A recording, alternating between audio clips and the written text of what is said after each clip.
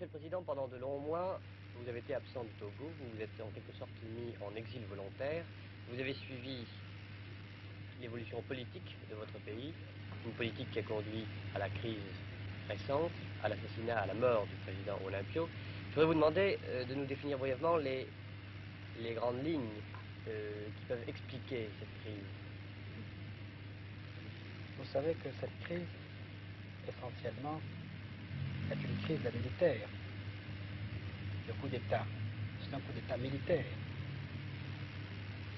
Et donc, qui ne résulte pas d'une action populaire. Je puis vous dire très simplement qu'avant même cette crise inattendue, il y avait à l'intérieur du Togo un grand malaise. Je ne pense pas qu'il faille épiloguer sur le passé. Il y avait un grand malaise dû même au caractère monolithique de l'ensemble du régime. Il n'y a pratiquement pas de vie politique au Togo. La seule vie politique, cela dit, qu'exerçait le seul parti gouvernemental.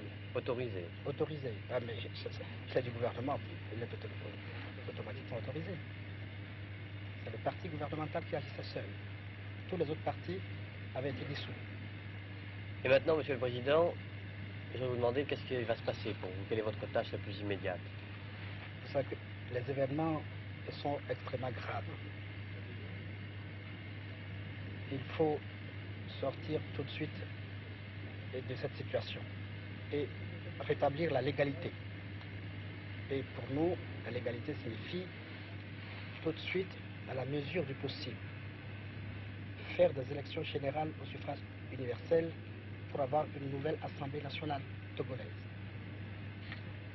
Alors, il y aura un nouveau gouvernement qui prendra en main un gouvernement alors issu démocratiquement, n'est-ce pas, du peuple.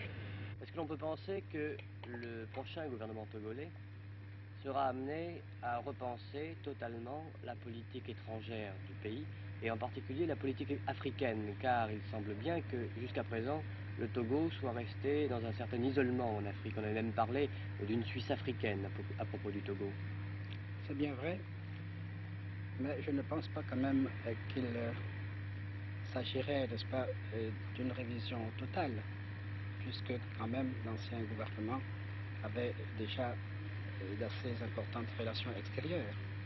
Mais vis-à-vis des États africains, ça me paraissait un peu limité.